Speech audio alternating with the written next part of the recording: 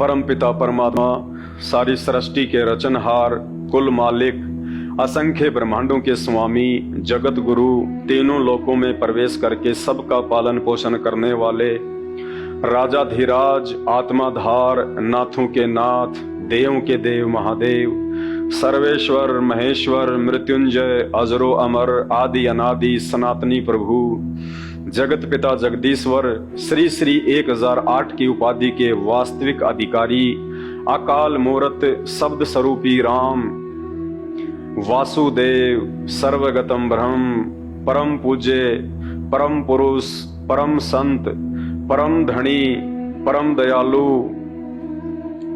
प्रथम पूज्य, हक्का कबीर, सत्य कबीर, अल्लाहु अकबर, राजा राम, आदि पुरुष, जगत का तारणहार, जगत का मुक्तिदाता, संत शिरोमणि सतगुरु रामपाल जी भगवान के चरण कमल में लाइव वीडियो देख रहे आप और हम सभी भाई बहनों का अनंत कोटि बारंबार दंडवत प्रणाम।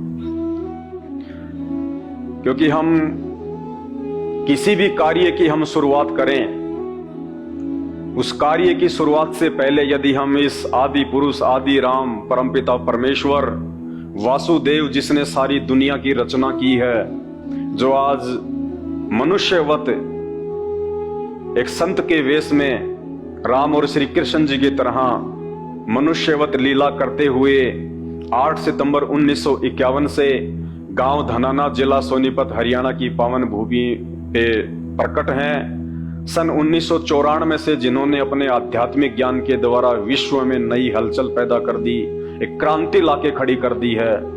और आने वाले समय में यही वो महापुरुष है, वो परम पुरुष है जो भारत देश को विश्व गुरु बनाएंगे। पूरा विश्व इन्हीं के सानिध्य में संचालित होगा, घर घर में इन्हीं का ज्ञान होगा, इन्हीं की चर्चा होंगी, सब लोग इन्हीं की भक्ति किया करेंगे। ऐसे महापुरुष की यदि हम थोड़ी सी भी महिमा कर दें, ना जाने ये परमपिता परमेश्वर हमारे कितने पाप कर्मों का पल भर में सत्यानाश कर दे। तो हम बलिहारी हैं ऐसे महापुरुष के श्री चरण कमल में, जिन्होंने हम सभी आत्माओं को वर्तमान में अपने समकालीन जन्म दिया है, ये भक्ति करवाने के लिए, मानव जीवन को सफल बनाने के लिए।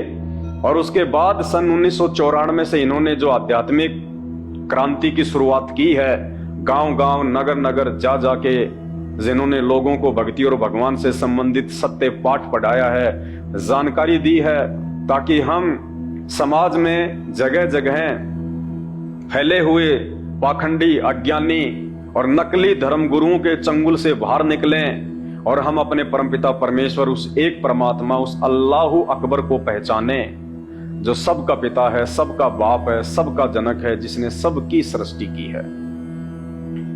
तो भाई का सवाल था, क्या पंडितों से, इन ब्राह्मणों से या फिर धर्म गुरुओं से कोई भी पूजन करवाने से या फिर मुहूर्त निकलवाने से क्या हमारे भाग्य में, हमारे प्रारब्ध में या आने वाले समय में हमें कोई लाभ मिल सकता है, या फिर वैसे ही हम अपना समय और पैसा ही बर्बाद कर रहे हैं? भाई और बहनों, चाहे भक्ति हो चाहे भगवान हो, इसकी जानकारी हमारे जितने भी धर्म गुरु हैं, जिस भी धर्म से संबंधित हैं, उनको यदि मिली है तो हमारे धर्म शास्त्रों से मिली है, वेदों से मिली है, पुराणों से मिली है, गीता जी से मिली है।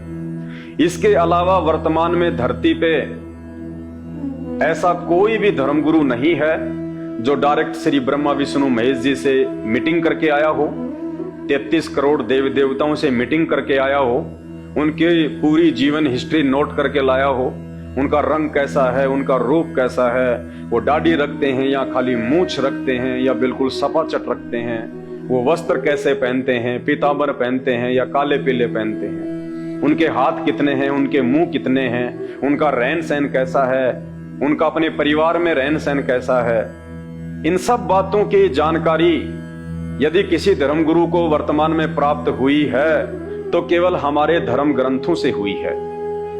तो वर्तमान में आपका जो सवाल है, क्या मुहूर्त निकलवाने से हमारा भाग्य चेंज हो सकता है? क्या मुहूर्त निकलवाने से हमारे संस्कार बदले जा सकते हैं? आने वाले समय में हमें कोई लाभ मिल सकता है? इन सब बातों की यथार्थ जानकारी भी आपको इन्हीं धर्म ग्रंथों से मिलेगी, इन्हीं भगवानों के जीवन चरित्र को बार बार पढ़ने से मिलेगी।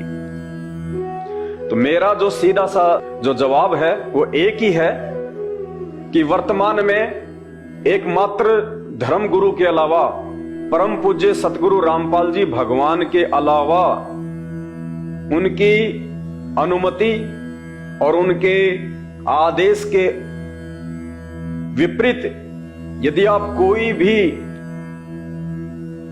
कार्य मुहूर्त निकलवाकर इन नकली धर्म गुरुओं से शुरू करते हैं तो आपको उस मुहूर्त से, उस पूजन से किसी भी प्रकार का कोई भी आध्यात्मिक, सामाजिक, सांसारिक या पारिवारिक या फिर व्यापारिक लाभ नहीं मिलने वाला है।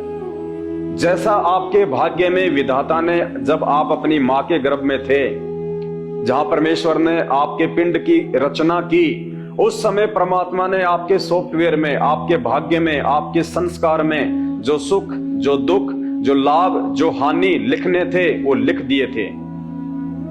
और बाहर निकल के इन धर्म गुरुओं के चक्कर में पड़ के, इनके झांसे में पड़ के यदि आप उस भाग्य के विपरीत कोई सुख की कामना करते हुए, या जो भाग्य विधाता ने आपका लिख दिया है उससे अधिक प्राप्त करने की चाहत में यदि आप इन नकली धर्म गुरुओं से कोई पूजा पाठ, हवन, यज्ञ या मुहूर्त निकलवाते हैं तो आपको किसी प्रकार का कोई लाभ नहीं मिलना है।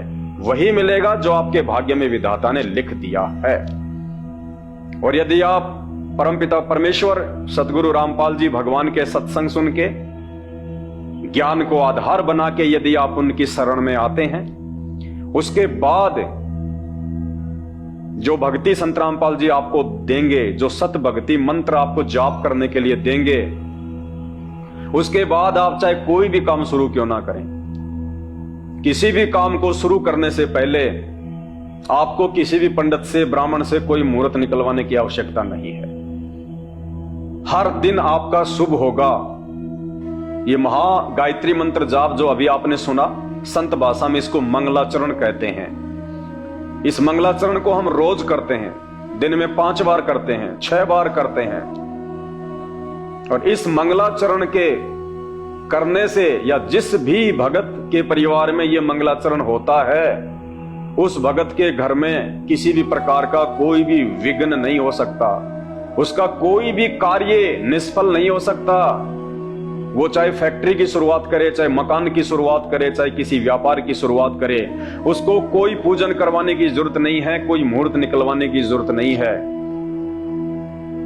गुरुदेव भगवान ने हमें वो आरती दे रखी है, वो मंत्र दे रखे हैं, वो मंगलाचरण महागायत्री मंत्र जाप दे रखा है, जिसके रोजाना निरंतर जाप करते रहने से हमें अलग से और किसी भी प्रकार के मुहूर्त निकलवाने की आवश्यकता नहीं पड़ती है। ना हम किसी ज्योतिष के पास जाते हैं, ना हम किसी ब्राह्मण और पंडित के पास जाते हैं, ना हम किसी भी प्रकार की कोई जन्म कुंडली पे विश्वास करते हैं, ना हम कोई ज्योतिष पे विश्वास करते हैं। क्योंकि ज्योतिषी जो होते हैं, हमारे जो ये हाथ हैं, इन हाथों में जितने भी जो रेखाएं हैं, ये गुरुदेव भगवान ने बताया कि ये एक मनुष्य का जीवन से लेके उसकी मृत्यु तक उसका भाग्य है। ये कोड वर्डों में, संकेतों में, हमारे हाथों में उस परमात्मा ने लिखा हुआ है। ज्योतिष जो हस्तरेखा के जानकार हैं, वो आपको बता देंगे कि आपके भाग्य में कब संकट आएगा, कब आपके परिवार में आपकी या किसी और की जो है मृत्यु होनी है, कब कोई शुभ समाचार आएगा, वो बता सकते हैं जो ये ज्योतिष के जानने वाले हैं। लेकिन उस भाग्य को, उस संस्कार को वो चेंज नहीं कर सकते। अगर मृत्यु का योग है तो मृत्यु होके रहेगी, वो आपकी मृत्यु को टाल नहीं सकते। अगर हानि आपके घर में या परिवार में होनी है, होके रहेगी। दुनिया का कोई भी धर्मगुरु एकमात्र संत रामपाल जी को छोड़ के इन हाथों में लिखी हुई भाग्य रेखाओं को चेंज नहीं कर सकता, बदल नहीं सकता।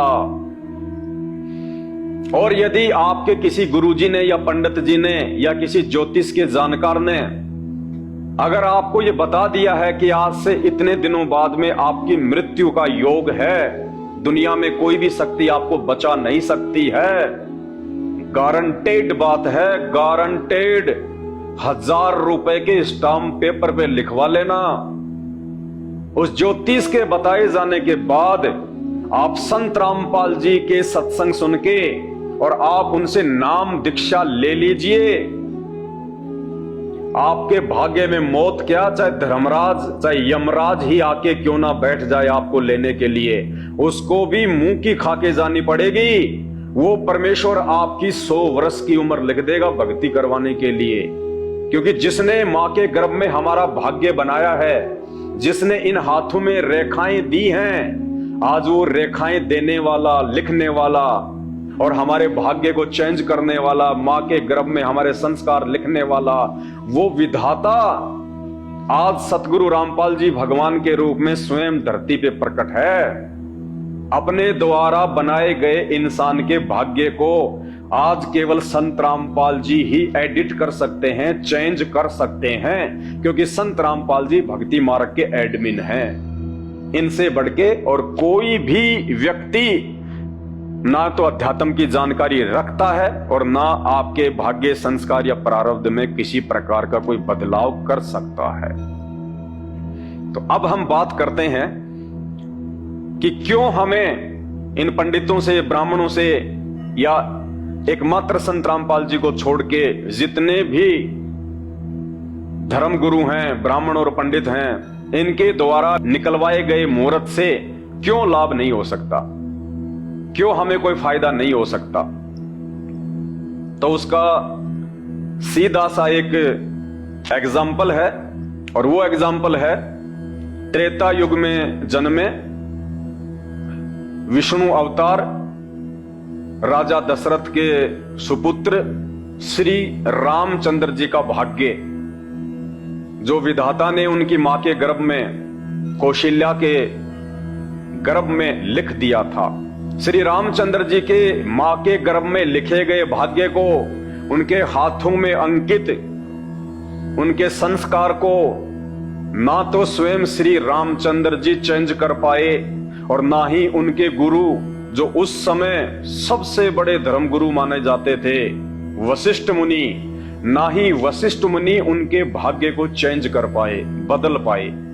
तो फिर आज वर्तमान के जो ये धर्म गुरु हैं, जो सर पे 2.5 किलो बालों का वजन रख लेते हैं, चेहरे पे लंबी लंबी दाढ़ी रखवा लेते हैं,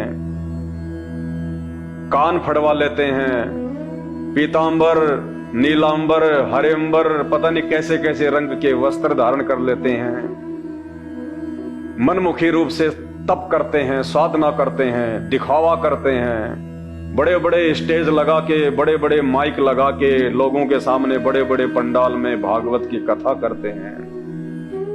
ये कैसे चेंज कर सकते हैं? ये तो छू भी नहीं सकते। आप और हमारे भाग्य को चेंज करना तो बहुत दूर की बात है। तो जब श्री रामचंद्र जी का, जिनको हम भगवान मानते हैं, अपनी अज्ञानता के चलते, अपनी छोटी बुद्धि के चलते, शास्त्रों की कंप्लीट जानकारी ना होने के चलते, जिन श्री रामचंद्र जी को, दशरथ जी के सुपुत्र को हम सबसे बड़ा भगवान मानते हैं, सृष्टि का रचनहार मानते हैं कि इन्होंने सृष्टि बनाई है, दुनिया को यही चला रहे हैं, ये हमारी अल्पज्ञता है, ये हमारी आधी अधूरी जानकारी है। तो उस रामचंद्र जी के भाग्य को ना ही तो स्वयं रामचंद्र जी चेंज कर सके और ना ही उनके गुरु वशिष्ठ मुनि चेंज कर सके। कैसे? जब श्री रामचंद्र जी का माता जानकी के साथ यानी सीता जी के साथ में विवाह फिक्स हो गया और एक पंडित ने उनका मुहूर्त भी निकाल दिया, और जैसे ही श्री रामचंद्र जी के आध्यात्मिक गुरु वशिष्ठ मुनि को इस बात का पता चला कि मेरी अनुमति के बिना, मेरे से पूछे बिना क्योंकि दान दक्षिणा का चक्कर ये सतयुग से चलता आ रहा है। कोई भी धर्मगुरु नहीं चाहता कि मेरी दान दक्षिणा मेरे क्षेत्र से कोई दूसरा धर्मगुरु ले जाए। तो ये मान बढ़ाई का, दिखावे का और दान दक्षिणा का चक्कर ये सतयुग से चलता आ रहा है। तो वशिष्ठ मुनि को बड़ा धक्का लगा और उन्होंने कहा कि ऐसे कैसे मेरे शिष्य का, उनकी शादी का मुहूर्त कोई और निकाल देगा। तो जाके वशिष्ठ मुनि ने बीच में टांग अड़ा दी जबरदस्ती, और क्या कहा कि अभी श्री रामचंद्र और सीता की शादी का लगन मुहूर्त, शुभ मुहूर्त सही नहीं है। मैं जो मुहूर्त निकालूंगा वो बिल्कुल एक्यूरेट निकालूंगा, बिल्कुल ओके निकालूंगा। और मेरे द्वारा निकाले गए मुहूर्त के बाद आजीवन श्री रामचंद्र जी के सांसारिक जीवन में, उनके वैवाहिक जीवन में किसी भी प्रकार की कोई भी दखलंदाजी नहीं होगी। उन्हें किसी भी प्रकार की कोई भी समस्या और परेशानी का सामना नहीं करना पड़ेगा। मैं सारे ग्रह, नक्षत्र, वेद, कतेब, जन्म पत्री सब चीजों को देख के खोजबीन करके फिर मैं मुहूर्त निकालूंगा और सदा सीता के साथ में दशरथ पुत्र श्री रामचंद्र जी सुखी रहेंगे। ऐसा कह के और वशिष्ठ मुनि ने 3 दिन तक उनकी शादी को लेट कर दिया। 3 दिन कि 3 दिन बाद का मुहूर्त बिल्कुल सही मुहूर्त है जो मैंने निकाला है। तो 3 दिन तक उनकी जो शादी है वो रुकी रही। और वशिष्ठ मुनि ने जो मुहूर्त निकाला था उस मुहूर्त पे राम और सीता जी का विवाह हुआ, उनकी शादी हुई।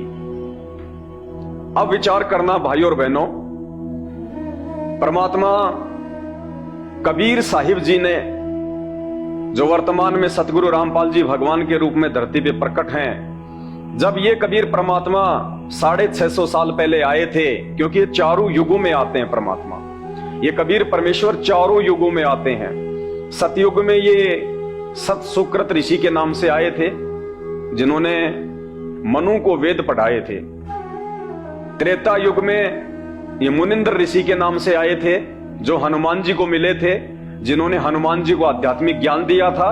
और अपने जीवन के अंतिम दिनों में पवन पुत्र हनुमान श्री रामचंद्र जी की भक्ति को छोड़ के और मुनिंद्र ऋषि के बताए अनुसार भक्ति जो है वो करने लग गए थे। वो भक्ति, जो भक्ति आज संत रामपाल जी ने हमें दी हुई है, वही मंत्र श्री हनुमान जी जाप किया करते थे, जो मंत्र आज संत रामपाल जी ने, उस कबीर परमात्मा ने हम लाखों भाई बहनों को जो है वो दिए हैं। तो ये त्रेता युग में आए, ये मुनिंद्र ऋषि के रूप में, तो ये हनुमान जी को मिले। हनुमान जी को इन्होंने अपना दास बनाया, इन्होंने अपना जो है वो भगत बनाया। द्वापर में वो कबीर परमात्मा करुणामय ऋषि के नाम से आए थे, जिन्होंने पांडवों की अश्वमेघ यज्ञ को सफल किया था महाभारत के जो है युद्ध के बाद। और 650 साल पहले इस कलयुग की प्रथम पीढ़ी में वो कबीर परमात्मा अपने वास्तविक नाम से आए थे। और वर्तमान में वो कबीर परमात्मा, क्योंकि भक्ति युग है वर्तमान में, पूरा विश्व यदि पार हो सकता है, यदि कोई अपना पूर्ण रूप से जन्म और मरण से छुटकारा प्राप्त कर सकता है, तो चारों युगों का गोल्डन टाइम आज है वर्तमान में। ये पार होने का समय है, मोक्ष प्राप्ति का समय है। तो आज तो उस परमात्मा ने स्वयं ही आना है धरती पे। और 8 सितंबर 1951 को संत रामपाल जी के रूप में वो कबीर परमात्मा धरती पे स्वयं आ चुके हैं। तो वशिष्ठ जी ने फाइनल कर दिया कि अब इनके जीवन में किसी भी प्रकार का कोई भी संकट नहीं आएगा। लेकिन क्या हुआ उसके बाद? उस कबीर परमात्मा ने अपनी वाणी में कहा कि वशिष्ठ जैसे तत्वेता ज्ञानी शोध के लगन धरे। वशिष्ठ जिसको तत्वेता ज्ञानी कहा जाता था, उस समय का सर्वश्रेष्ठ वो धर्म गुरु था। अरे जो भगवान श्री राम का गुरु, तो उससे बड़ा और कौन होगा उस समय? ब्राह्मण, वो पंडित। तो बड़ी उनकी ख्याति थी हर जगह कि श्री रामचंद्र जी के गुरु वशिष्ठ जी सबसे बड़े पंडित थे उस समय, वो ब्राह्मण थे। आगे पीछे की जानने वाले थे वो। तो कहते हैं उस वशिष्ठ मुनि ने अपने शिष्य रामचंद्र का बहुत सोच समझ के मुहूर्त निकाला था शादी का। जो लगन उन्होंने निकाला था बहुत सोच समझ के, शोध के। वशिष्ठ जैसे तत्वेता ज्ञानी शोध कर लगन धरे। और फिर क्या हुआ? सीता हरण मरण दशरथ का वो बण बण राम फिरे। उस महान पंडित के द्वारा आज जो ये कलयुग चल रहा है, इस कलयुग के नकली और पाखंडी पंडितों की, धर्मगुरुओं की, ब्राह्मणों की तो बात ही छोड़ दीजिए आप। वर्तमान के ये धर्मगुरु तो वशिष्ठ ऋषि के पैरों की, चरणों के धूल के बराबर भी नहीं है, ना ज्ञान में और ना ही ये शुद्धि में। कहते हैं उस वशिष्ठ मुनि ने जब अपने शिष्य रामचंद्र जी का मुहूर्त निकाला शादी का, उसके द्वारा निकाले गए मुहूर्त से श्री रामचंद्र जी का जीवन नरक बन गया। नरक जो गारंटी दे रहा था कि मेरे द्वारा निकाले गए मुहूर्त के बाद रामचंद्र जी के सांसारिक जीवन में, वैवाहिक जीवन में किसी प्रकार की कोई समस्या नहीं आएगी, आजीवन सुखी रहेंगे। आजीवन दुखी रहे दोनों, सुख का पानी नहीं पिया उन्होंने। तो कहते हैं वशिष्ठ जैसे तत्वेता ज्ञानी जो शोध कर लगन धरे और सीता हरण मरण दशरथ का बण बण राम फिरे। उसके द्वारा निकाले गए मुहूर्त में शादी होने के बावजूद कहते हैं सीता और रामचंद्र जी 14 साल जंगल में भटकते रहे। और पीछे से श्री रामचंद्र जी के पिताजी राजा दशरथ की अकाल मौत हुई। जब रामचंद्र जी वनवास को जा रहे थे तो राजा दशरथ से रहा नहीं गया। पुत्र वियोग में अपने महल के सबसे ऊपरी मकान पे जाके देखने लगे कि कहां से चला गया मेरा पुत्र, कहां चला गया मेरा पुत्र। ध्यान अपने पुत्र में और महल की सबसे ऊंची दीवार पे खड़े होके देख रहे थे। राजा दशरथ का जो पैर था वो दीवार से नीचे फिसल गया और महल की सबसे ऊंची दीवार से राजा दशरथ नीचे गिरे। और नीचे गिरने के बाद में उनकी गर्दन टूटने से उनकी अकाल मौत हुई। किनकी? श्री रामचंद्र जी के पूज्य पिताजी राजा दशरथ की गर्दन टूटने से महल की छत से नीचे गिरकर अकाल मौत मरे। और श्री राम और सीता 14 साल तक जिन्होंने जंगल में धक्के खाए, बहुत सारे दुख और परेशानियों का सामना किया और उसके बाद भी वो सुखी नहीं रहे। सीता को रावण उठा ले गया। 10 साल बाद में सीता को रावण की कैद से श्री रामचंद्र जी वानर सेना के सहयोग से छुड़ा के लाते हैं। उसके बाद एक धोबी के कहने से फिर सीता को जंगल में निकाल देते हैं। गर्भवती सीता, 5 महीने का बेटा उनके गर्भ में, गर्भवती सीता को रामचंद्र जी ने फिर जंगल में निकाल दिया। आजीवन दोनों अलग अलग रहे। श्री रामचंद्र जी सरयू नदी में जल समाधि जिसको कहते हैं, देसी भाषा में कहते हैं डूब के मरना। श्री रामचंद्र जी सरयू नदी में जाके मरे, उन्होंने अपना जीवन लीला समाप्त की। सीता धरती में समा गई। अरे जिस व्यक्ति के बेटे कहां, जिसकी औरत कहां, जो खुद कहां, वो व्यक्ति कभी आजीवन सुखी हो सकता है क्या? जिंदगी में नहीं हो सकता। तो बताइए वशिष्ठ मुनि के द्वारा निकाले गए शुभ मुहूर्त ने क्या श्री रामचंद्र जी का भाग्य चेंज किया? क्या उनके भाग्य में कोई बदलाव किया? नहीं किया। तो वर्तमान के जो ये जगह जगह ये सर के बाल मुंडवा के, लंबी सी चोटी रखवा के, पीले पीले कपड़े धारण करके, कांख में पोथी लेके 150 रुपए के अंदर ये मुहूर्त निकालने वाले, बताओ इनकी तो बिसाती क्या है जो आपका भाग्य चेंज कर दे? जिनके मुंह में गुटका और मुंह में महागायत्री मंत्र का जाप रहता है, वेदों के श्लोक बोलते रहते हैं, मुंह में इनकी रजनीगंधा चलती रहती है। बीच बीच में अगर मोबाइल आ जाए, कोई फोन आ जाए तो बात भी करते रहते हैं, मंत्र भी बोलते रहते हैं। बताइए इनसे क्या फायदा होगा, क्या लाभ होगा इनसे? ये कॉमन सेंस की बात है। जब वशिष्ठ मुनि जैसा महाज्ञानी व्यक्ति, महाज्ञानी पंडित, ब्राह्मण, धर्मगुरु, जो श्री रामचंद्र के भाग्य को नहीं बदल सका, ये वर्तमान के पंडितों की क्या बिसात है? क्यों हम अपना पैसा बर्बाद करते हैं? क्यों हम अपना समय बर्बाद करते हैं? दूसरी बात,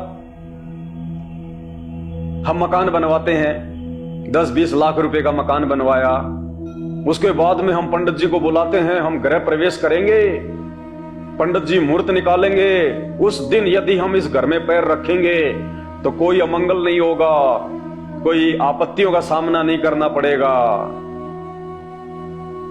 अरे विचार करो, सन 2000 में गुजरात के भुज में भूकंप आया था, भूकंप, और ऐसा भयानक भूकंप था कि 20-20 मंजिल की इमारतें जमीन में धंस गई थी, नामो निशान मिट गया था उनका, कचरे में तब्दील हो गई थी। जिस व्यक्ति ने वो 20 माले की मंजिल बनवाई थी, उस व्यक्ति ने तो कोई पंडित जी भी बहुत बड़ा और जाना माना ही बुलाया होगा, लाखों रुपया तो वो पंडित मुहूर्त के ले गया होगा पूजा पाठ करने के, और उस लाखों रुपया देके उस जाने माने पंडित जी से पूजा पाठ करवाने के बाद भी जब सन 2000 में गुजरात के भुज में भूकंप आया और वो जमीन ताश के पत्तों की तरह ढेर हो गई, तो सोचिए आप जो 20-25 लाख रुपए की छोटी सी झोपड़ी बनवाते हैं और 500 रुपए का मरा सा हल्का सा एक पंडित जी बुलवाते हैं, जिसके मुंह में गुटखा, जुबान पे गाली, दांत उसके काले पीले, 4 मंत्र बोल के भाग जाता क्योंकि दूसरे के भी जाना होता है। तो जब लाखों रुपया देकर बहुत बड़े उस पंडित ने गुजरात वाली उन सैकड़ों बिल्डिंगों का कोई बचाव नहीं किया, तो भाई आपके 500 रुपए वाले पंडित जी, आपकी झोपड़ी को जब भूकंप आएगा, कोई आपत्ति आएगी है, आपके भाग्य में कोई परेशानी होनी होगी, तो वो 500 रुपए वाला पंडित कहां से उसके मंत्र आपके भाग्य को बदल देंगे, आपको सुख दे देंगे? फिर हम शादी विवाह करवाते हैं, पंडित जी को बुलवाते हैं, 7 फेरे कटवाते हैं, पंडित जी मंत्र बोलते हैं, गारंटी देके चले जाते हैं कि बस वैदिक विधि से इनका विवाह संपन्न हो गया, अब इनके जीवन में कोई क्लेश नहीं, कोई दुख, कोई समस्या नहीं। भाई और बहनों विचार करो, जब उन पंडितों की खुद की बहन बेटियों की शादी होती है, तो वो पंडित तो अपनी बहन बेटियों का जो मुहूर्त है, जो पूजन है, वो आपसे भी बहुत अच्छे से करेंगे। वो क्या उन पंडितों की, उन ब्राह्मणों की बहन बेटियां विधवा नहीं होती? क्या उनके पति का एक्सीडेंट नहीं होता? क्या उनके घर में कोई अमंगल नहीं होता? क्या उन पंडितों की बहन बेटियों के बच्चे नहीं मरते? मरते हैं ना, विधवा भी होती हैं।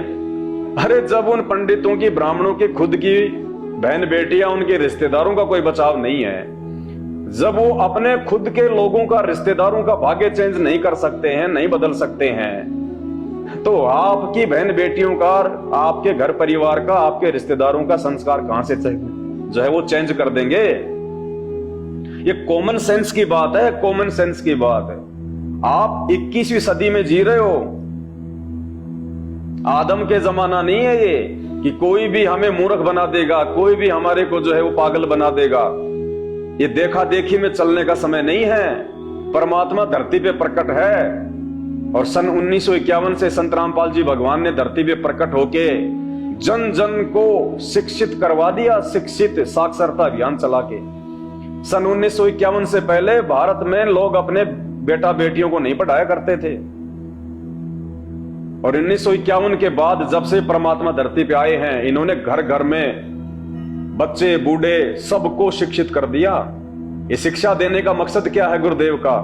कि हम अपने धर्म शास्त्रों से परिचित हो जाएं, हम पढ़ना लिखना जान जाएं, और जब ये परमात्मा हमें पढ़ाएंगे, संत रामपाल जी शास्त्रों को दिखा दिखा के, तो हम जान सकें, हम समझ सकें कि वास्तव में सही क्या है और गलत क्या है, हम कहां मूर्ख बन रहे थे।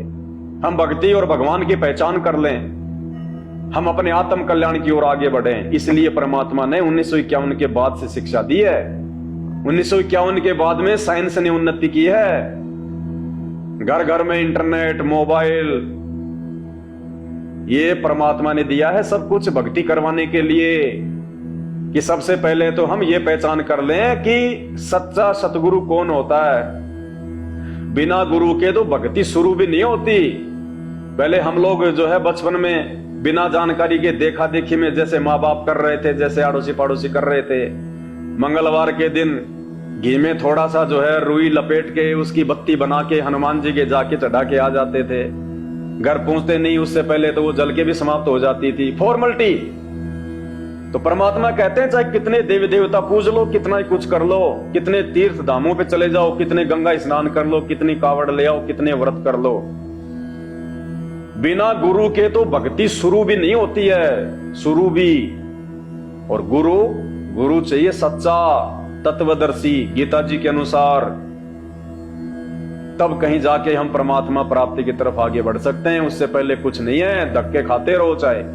और यही कारण है आज विशेषकर हिंदू समाज में शायद ही ऐसा कोई घर परिवार होगा जिसमें पूजा पाठ नहीं होती होगी, अन्यथा सभी देवी देवताओं की जितनों को वो जानते हैं सबकी पूजा पाठ होती है। और उस पूजा पाठ के चलते भी सबके घर में अमंगल, लड़ाई झगड़े, मार पीट, कलेश, किसी का काम धंधा ठीक नहीं, 24 घंटे टेंशन में। क्यों? क्योंकि हम लोग शास्त्र विरुद्ध आचरण कर रहे हैं, शास्त्र विरुद्ध भक्ति कर रहे हैं, बिना गुरु के हम भक्ति कर रहे हैं। और अगर कोई गुरु भी मिल गया तो नकली, पाखंडी, जो प्रमाणित नहीं है, जो नाम देने का अधिकारी नहीं है, जो कथा सुनाने का अधिकारी नहीं है। तो भाई और बहनों, ये मुहूर्त निकलवाने से, ये पाखंड पूजा से हमें किसी भी प्रकार का कोई भी लाभ प्राप्त नहीं हो सकता है जब तक हम उस एकमात्र तत्वदर्शी संत, सच्चे धर्मगुरु, सनातनी प्रभु संत रामपाल जी की विधिवत शरण में आके भक्ति साधना मर्यादा में रह के शुरू नहीं करते हैं। और रही बात संस्कार चेंज होने की, मुहूर्त से, पूजा पाठ से, तो आप विचार कीजिएगा, जब महाभारत का युद्ध हो रहा था, जब दोनों सेनाएं कौरव और पांडवों की आमने सामने युद्ध करने को खड़ी हुई थी, उससे कुछ दिन पूर्व एक पक्षी ने, जिसको हम टटीहरी कहते हैं, वो टटीहरी पक्षी ने महाभारत के उस युद्ध क्षेत्र में, उस मैदान में अपने अंडे उत्पन्न कर दिए थे। अब उसको बेचारे को क्या पता कि यहां पे कोई लड़ाई झगड़ा होने वाला है, उसने अंडे उत्पन्न कर दिए। और जैसे देखा उसने कि दोनों तरफ से सेनाएं खड़ी हैं, लोग खड़े हैं, और अब मेरे अंडे सुरक्षित नहीं रह पाएंगे, उस पक्षी ने अपनी आत्मा से, अपने अंतर मन से अरदास की थी उस परमात्मा से। उसकी आत्मा दुखी हुई थी अपने बच्चों को लेके, और उसने उस परमपिता परमेश्वर से, क्योंकि देखो आत्मा सबकी एक जैसी है, हमारे शरीर अलग अलग हैं, संस्कार आधार से, भाग्य आधार से, कर्मों के आधार से। आज इंसान है तो कल को अगर भक्ति नहीं करी तो हम भी जो है पक्षी की योनि में जा सकते हैं, हम पशु की योनि में भी जाएंगे।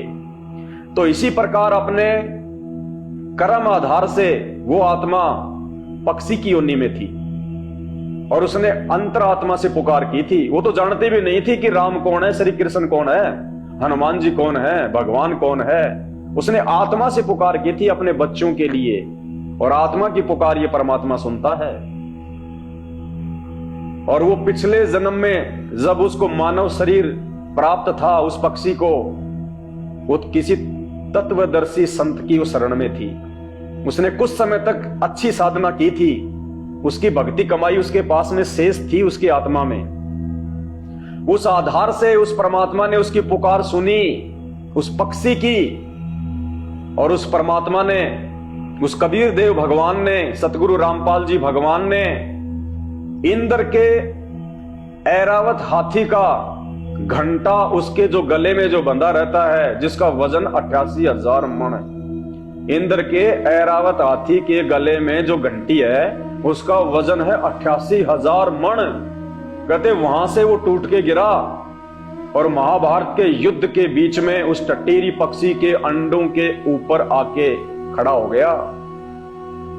पूरा महाभारत का युद्ध हो लिया, सारे मर गए पांडवों को छोड़ के, लेकिन वो टटीरी पक्षी के अंडों को किसी भी प्रकार का कोई नुकसान नहीं पहुंच पाया। तो बताइए, वो टटीरी पक्षी ने किसी पंडित से, किसी ब्राह्मण से अंडे पैदा करने से पहले कोई मुहूर्त निकलवाया था क्या कि पंडित जी मैं अंडे उत्पन्न करने जा रही हूं, मेरे अंडों को किसी प्रकार की कोई हानि ना हो, मेरे बच्चे सकुशल अंडों से बाहर आ जाए, आप जी मुहूर्त कर निकाल दीजिए, आप जी पूजन कर दीजिएगा। क्या उस पक्षी ने किसी प्रकार का कोई मुहूर्त निकलवाया था? क्या कोई पूजा पाठ करवाया था? क्या किसी पंडित या ब्राह्मण से उसने कोई सलाह ली थी? जो भगवान ने इंद्र के हाथी का घंटा तोड़ के उसकी रक्षा की। और उधर वो कौरव एक से एक बलशाली, भीष्म पितामह, द्रोणाचार्य, कर्ण, अश्वत्थामा, उन्होंने तो युद्ध करने से पहले मुहूर्त निकलवाए थे, पूजन पाठ करवाए थे, उन्होंने यज्ञ करवाए थे बड़े बड़े जो है ब्राह्मणों से, और उन सब का सत्यानाश हुआ। मुहूर्त निकलवा के युद्ध करने वालों का, पूजा पाठ करवा के जो है युद्ध करने वालों